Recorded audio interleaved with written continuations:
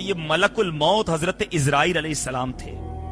اس شخص نے عرض کی سرکار ایسا معلوم ہوتا ہے یہ میری روح نکالنے آئے ہیں. آپ نے فرمایا پھر تمہارا کیا ارادہ ہے؟ انہوں نے عرض کی آپ ہواؤں کو حکم دیں کہ وہ مجھے سرزمین ہند پہنچا دیں. موت سے بھاگنا چاہا اس شخص نے. آپ نے حضرت سلیمان وہ ہیں کہ جن کی ہواؤں پر حکومت تھی.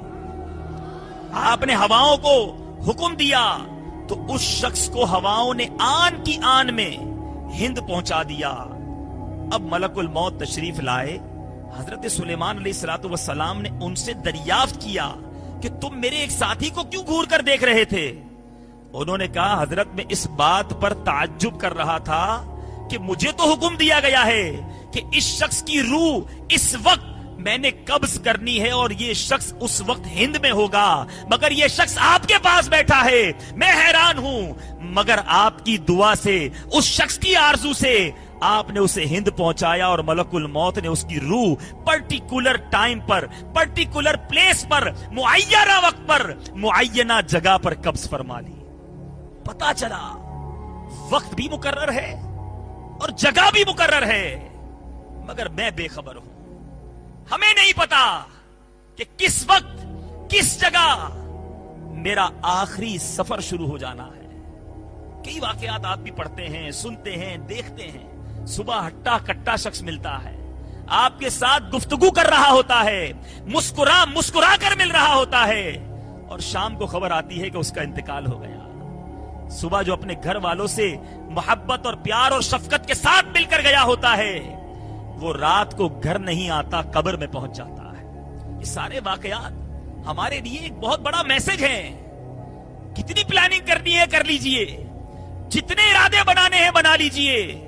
5 سال بعد یہ کروں گا، اگلے 10 سال میں میرا یہ پلان ہے، جناب میری فیوچر کی پلاننگ یہ ہے، یہ تعلیم حاصل کر لوں اس کے بعد میں نے یہ جاب اپلائی کرنی ہے، پرٹیکولر کورس کر لوں اس کے بعد میں نے جناب اس شعبے کے اندر اپنا نام کمانا ہے.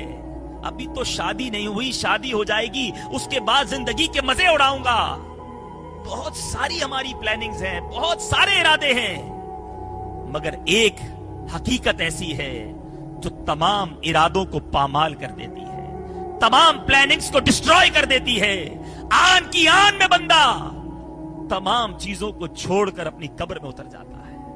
آج کسی سے کہیں بھائی نماز کے لیے جاتا ہے، اس کا عالی شان جب مکان بن جاتا ہے، دولت جمع کر لیتا ہے، لگژری آرام و آسائش والی زندگی گزارتا ہے، پھر اسے یہ ڈر لگتا ہے کہ یہ ساری چیزیں مجھ سے چھوٹ جائیں گی، یہ میری فیملی، میرے بچے، میری دنیا بھر کی جو عیاشیاں ہیں یہ سب ختم ہو جائیں گی، اور یہ سب چھوڑ کر اندھیری قبر میں کیسے جاؤں گا، اکیلا ہو جاؤں گا.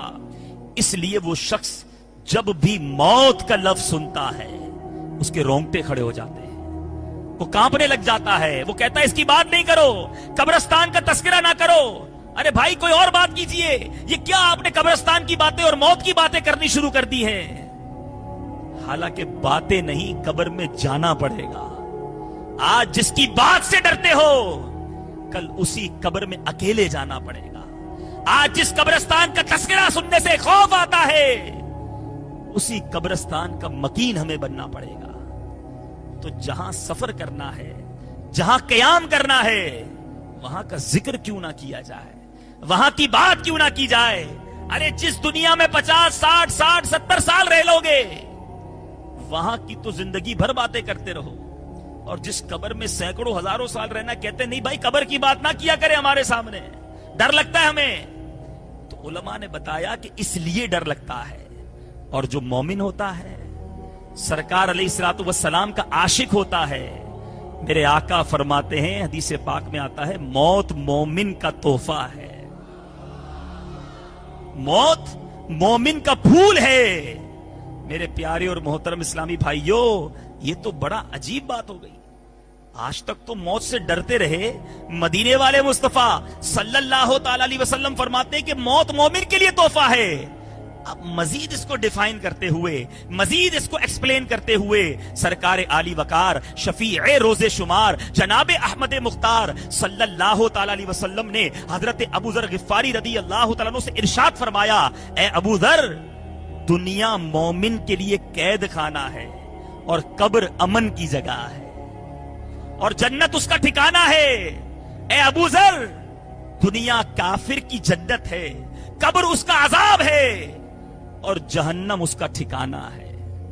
अरे जिसके लिए कब्र अमन हो वो फिर कब्र की बात सुनते में क्यों घबराए? मौत जिसके लिए तोहफा हो वो मौत के तस्करे से क्यों डरे?